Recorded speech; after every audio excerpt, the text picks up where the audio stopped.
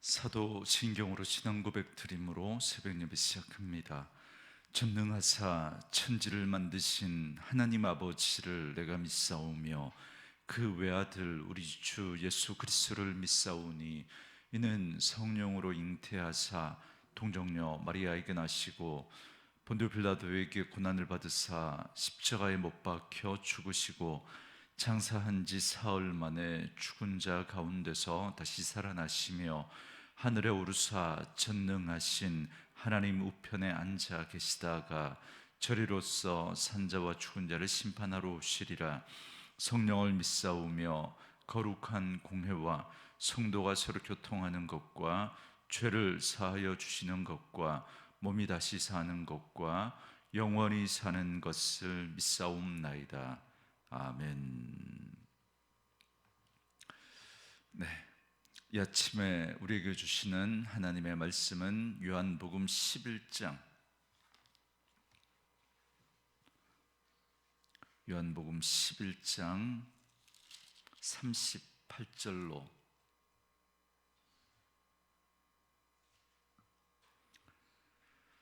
46절 말씀까지, 요한복음 11장 38절에서 46절 말씀까지입니다.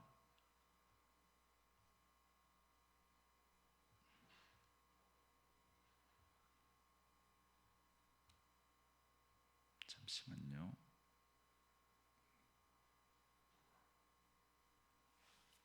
11장 38절에서 46절 말씀까지,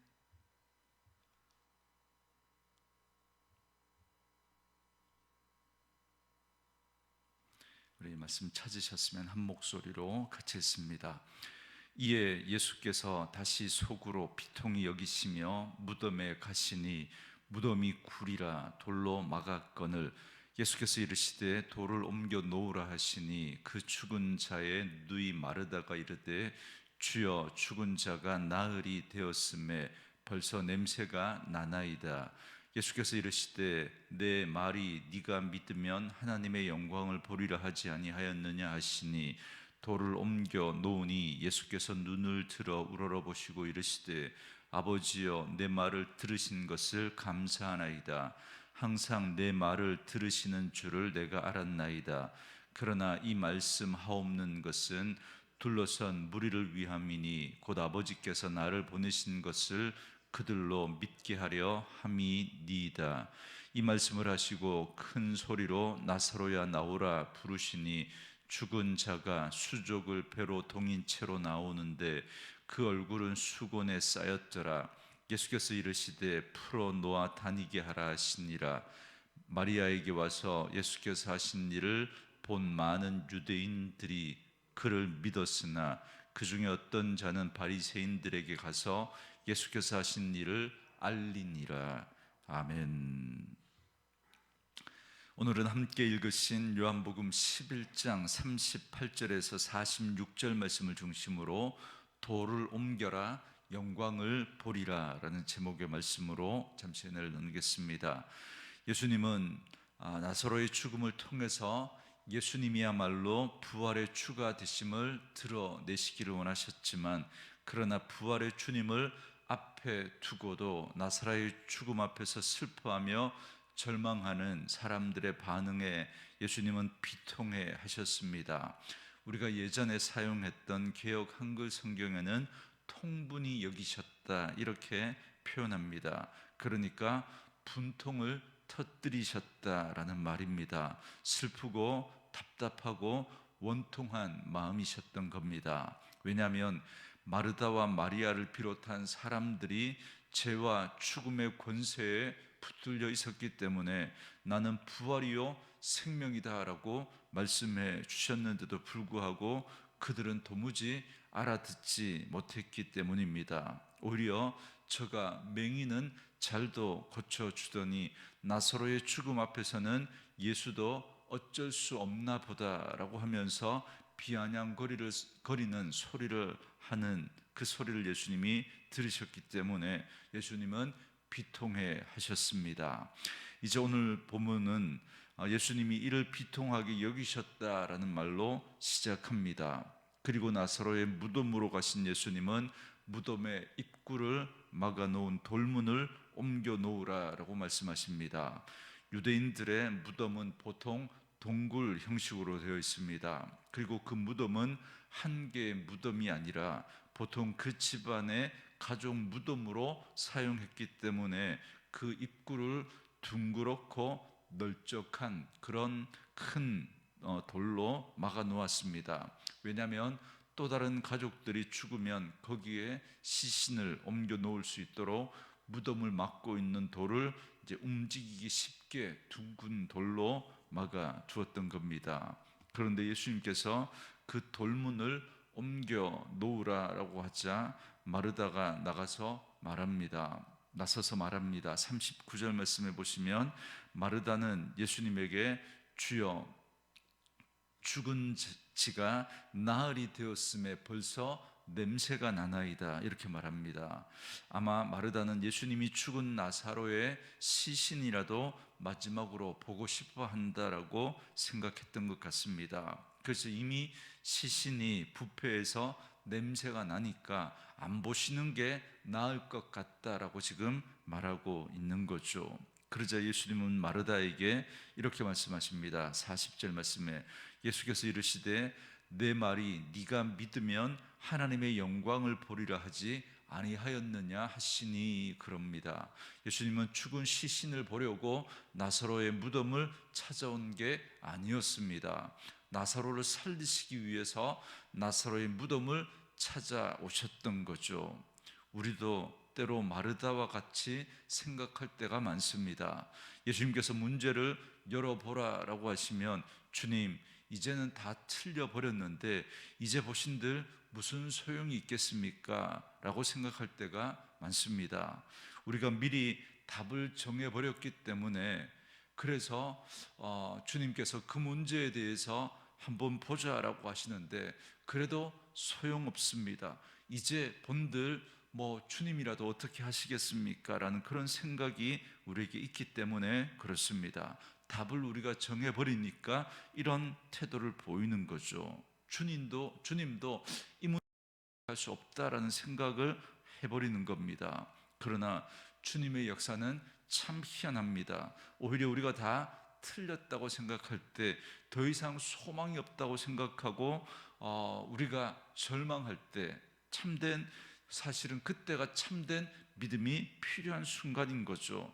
그때 하나님 앞에 믿음을 보일 때 주님은 역사하십니다. 여러분, 아브라함을 보십시오. 하나님께서 아브라함이 75세 때 찾아오셔서 자식을 약속해 주시고 무려 25년이 지나 100세 때 아들 이삭을 주시지 않습니까? 그러나 아브라함은 하나님의 약속이 이루어지기까지 인간적인 방법으로 하나님의 약속을 성취하려고 했습니다. 그래서 사라의 여종 하갈을 통해서 이스마엘을 낳아서 그 약속의 성취를 보려고 했습니다. 그러나 하나님은 그것을 아브라함의 불순종으로 여기셨습니다. 하나님은 인간적으로 아브라함과 사라의 그 생산 능력이 다 잃어버릴 때까지 기다리셨다가 비로소 아들 이삭을 주십니다. 더 이상 아무 능력도 소망도 없다라고 생각하는 그때 비로소 하나님은 일하셔서 자신의 능력을 나타내십니다. 하나님은 바로 이런 믿음을 우리에게 요청하십니다. 내가 할 수 있다라고 생각하면 하나님을 온전히 믿을 수 없습니다. 철저히 자신을 부인할 때, 그래서 우리의 구원도 우리의 인생도 우리의 힘이 아닌 오직 하나님의 은혜로 이루어진다라는 사실을 고백할 때 비로소 진짜 믿음의 길이 열리는 겁니다. 그래서 오늘 예수님은 더 이상 아무런 소망이 없다고 생각하는 바로 그 절망의 자리에서 믿음을 요청하고 계십니다. 이제 나사로의 무덤을 막아놓은 돌을 옮겨 놓은 후에 예수님은 나사로를 살리십니다. 그런데 즉시 살려내시는 것이 아니라 먼저 큰 소리로 기도하십니다. 41절과 42절에 보시면 예수님은 사람들이 다 듣도록 큰 소리로 이렇게 기도하십니다. 돌을 옮겨 놓으니 예수께서 눈을 들어 우러러보시고 이르시되 아버지여 내 말을 들으신 것을 감사하나이다. 항상 내 말을 들으시는 줄을 내가 알았나이다. 그러나 이 말씀을 하옵는 것은 둘러선 무리를 위함이니 곧 아버지께서 나를 보내신 것을 그들로 믿게 하려 함이니이다. 이렇게 말합니다. 예수님은 이렇게 큰 소리로 기도하신, 왜 이렇게 예수님이 큰 소리로 기도하셨는지에 대해서 밝히십니다.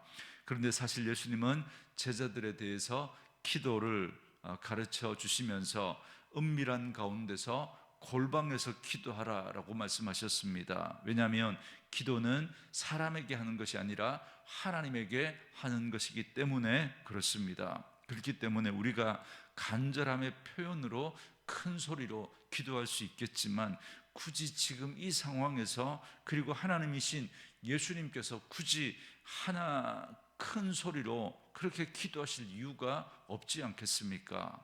그런데 왜 예수님은 지금 큰 소리로 기도하십니까?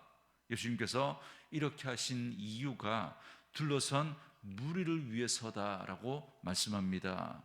그들이 이 기도를 듣고 예수님에 대한 믿음을 갖도록 하기 위해서 그렇게 하신 거죠. 왜냐하면 나사로를 살리는 이 사건이야말로 예수님께서 하나님의 아들 되심과 부활의 주가 되신다라는 사실을 증거하는 가장 강력한 증거이기 때문에 그렇습니다. 우리가 계속해서 요한복음의 말씀이 예수님이야말로 하나님의 아들 메시아다라는 사실을 분명하게 드러내기 위해서 이 요한복음이 기록되어져 있다, 요한복음의 기록의 목적이다 말씀했지 않습니까? 그래서 이 일을 통해서 예수님은 자신이 부활의 주가 되신다라는 사실, 하나님의 아들이다라는 사실을 드러내고 그들이 이 일을 믿도록 하기 위해서 그렇게 큰 소리로 기도하셨던 것이죠. 그래서 예수님이야말로 부활의 참다한 소망이 되시고 영원한 생명의 주인 되심을 그들로 하여금 믿게 하기 위해서 그렇게 하신 겁니다. 그러니까 죽은 나사로를 살려주시는 일도 중요하지만 더 중요한 건 그 자리에 있는 사람들이 예수님을 믿고 구원을 받는 것입니다. 그래서 주님은 그들을 위해서 이렇게 큰 소리로 기도하셨던 겁니다. 오늘 우리도 마찬가지입니다. 우리가 믿음으로 말미암아 인생의 어려운 문제를 해결하고 하나님 주시는 각양 좋은 것을 인생 가운데서 우리가 얻고 누리는 것도 중요하지만 가장 좋은 것은 바로 영원한 생명입니다. 주님은 바로 이를 위해서 이 땅에 오셨습니다. 여러분 잘 생각해 보십시오. 나사로가 그렇게 다시 살아났지만 여러분 시간이 지나면 그 나사로도 여러분 또다시 죽습니다. 그렇기 때문에 아무리 소중한 것을 우리가 받았다고 할지라도 오늘 나사로처럼 죽었다가 다시 살아나는 은혜를 받았어도 정말 중요한 은혜와 복은 예수님을 믿는 믿음으로 말미암아 얻는 그 영원한 생명인 줄 믿습니다. 이를 위해서 예수님은 사람들의 필요를 채워주시기도 하시고 육신의 질병을 고쳐주시기도 하시고 귀신을 내어 쫓아주시기도 하셨던 겁니다. 그러니까 이 모든 것들이 결국은 우리에게 영원한 생명을 주시기 위해서 그렇게 하셨던 겁니다. 그러므로 우리 인생에 각양 좋은 것을 베풀어 주시는 것도 궁극적으로는 예수님이 가장 소중한 생명을 주시는 분이심을 알려주시기 위해서 그렇게 하신 것이죠.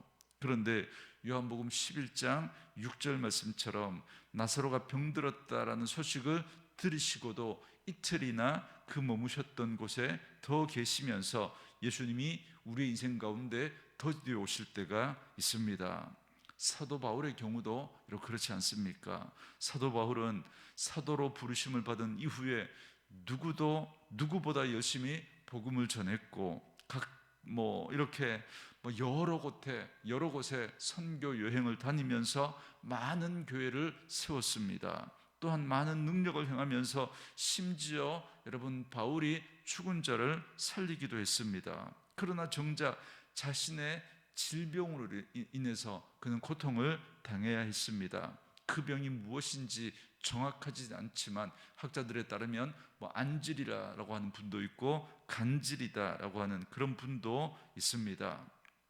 그러니까 바울은 그 고통을 육체의 가시다라고 그렇게 표현했습니다. 그만큼 그 질병으로 인해서 바울이 큰 고통을 당했었던 거죠. 그래서 바울은 자신의 병을 고쳐달라고 3번이나 하나님께 간절히 기도하지 않았습니까? 그러나 하나님은 내 은혜가 네게 족하다, 이는 내 능력이 약한 데서 온전하여짐이다 라고 말씀하시면서 그의 기도에 응답해 주지 않으셨습니다. 사실은 아니죠. 응답하신 거죠. 하나님께서 바울의 기도에 하나님이 내 은혜가 네게 족하다, 내가 네 기도한 것처럼 이 질병을 고쳐주지는 않았지만 오히려 그것이 네게 은혜다라고 그렇게 말씀하면서 바울의 그 기도에 응답해 주셨던 겁니다. 그때 바울이 이렇게 고백하지 않습니까? 이러므로 도리어 크게 기뻐함으로 나의 여러 연약한 것들에 대해서 자랑하리니 이는 그리스도의 능력으로 내게 머물게 하려 합니다. 이렇게 말씀합니다. 바울은 자기가 받은 은혜가 너무 크기 때문에 오히려 그것 때문에 자기가 교만해져서 하나님으로부터 버림을 받을까 봐 하나님께서 자신의 몸에 육체의 가시를 주셨다라는 사실을 깨닫고 도리어 하나님 앞에 감사를 드렸던 겁니다. 제가 왜 이 말씀을 드리냐면 주님이 정말 우리에게 주시고자 하시는 것은 영원한 생명입니다. 이걸 위해서 때로 우리 인생의 문제와 어려움을 해결해 주심으로 영생의 소망을 갖게 하시기도 하시고, 때로는 문제를 그대로 내버려 두심으로 우리가 더욱더 주님을 바라보고 의지하도록 하실 때도 있다는 겁니다. 결국 이 모든 것을 통해서 하나님은 우리의 영혼이 하나님 앞에 구원받고 복을 받게 하시려는 겁니다. 그래서 베드로전서 1장 9절에 베드로는 우리에게 이렇게 말씀합니다. 믿음의 결국 곧 영혼의 구원을 받음이라 이렇게 말합니다. 여러분, 우리가 아무리 이 땅에서 많은 것을 누리고 건강하게 오래 살더라도 결국에 여러분 다 죽습니다. 그러나 구원받지 못하면 그렇다면 결국은 그 인생은 추락하는 비행기의 1등석에 지나지 않는 거죠. 좀 불편하고 좀 이렇게 여러 가지 어떤 서비스가 못하더라도 여러분 안전하게 목적지까지 도착하는 여러분 그 비행기의 비즈니스석, 이게 훨씬 더 좋은 것 아니겠습니까? 여러분, 우리는 이 땅을 살아가면서 믿지 않는 사람들이 정말 가진 여러 가지 어떤 부와 또 그들이 가지고 있는 어떤 힘과 권세 이런 것들을 바라보면서 우리가 부러워할 때가 있지만, 그러나 가만히 생각해 보면 그들은 추락하는 비행기의 1등석에 그렇게 있는 것하고 똑같은 거죠. 결국은 죽음으로 그 인생이 끝나는 겁니다. 그러나 우리가 이 땅을 살아가면서 좀 불편해도 안전하게 천국이라고 하는 그 목적지에 가는 그 1등석이 아닌 그 불편한 비즈니스석이지만, 그러나 이것이 훨씬 더 복된 것 아니겠습니까? 그러므로 이 믿음 가운데 흔들리지 않는 저와 여러분들이 되시기를 바랍니다. 우리의 인생이 잘 되고 형통하고 문제들이 쉽게 풀릴 때에도 반대로 때로는 응답이 더디고 문제가 해결되지 않을지라도 하나님은 우리에게 가장 좋은 영원한 생명을 주시기 위해서 지금도 우리의 삶 가운데 역사하셔서 최선의 길로 인도하신다라는 사실을 잊지 마시기 바랍니다. 물론 우리의 구원은 여러분 취소되어지지 않습니다. 이미 예수님을 믿은 우리에게 하나님의 구원은 여러분 흔들리지 않고 우리에게 보장되어진 겁니다. 그러나 하나님은 우리의 구원의 완성을 위해서 지금도 일하시는 거죠. 구원받은 하나님의 백성으로 우리가 하나님의 백성답게 살아가며 하나님의 영광을 또 다른 많은 사람들에게 드러내고 또 다른 이들을 주님께로 인도하며 그렇게 우리가 살아가기를 원하십니다. 그를 위해서 주님은 지금도 우리 가운데 일하시고 계신 줄 믿습니다. 그러므로 오늘도 주님의 일하심을 믿고 오늘도 우리의 삶 가운데서 우리를 통해서 역사하시는 그 주님 의지하고 그 주님과 동행함으로 말미암아 우리에게 주어진 이 영생의 소망 흔들리지 않고 붙들고 살아가면서 우리 주변에 정말 예수 믿지 않는 사람들에게 예수 믿고 살아가는 삶이 얼마나 아름답고 복되고 행복한지를 보여줄 수 있는, 그래서 여러분을 통해서 구원의 통로로 쓰임받고 하나님의 영광이 드러나는 그런 복된 삶을 살아가는 저와 여러분 되어줄 수 있기를 주의 이름으로 축원합니다. 주신 말씀을 묵상하시면서 우리 이 찬양 함께 들으시며 기도하는 시간 갖겠습니다.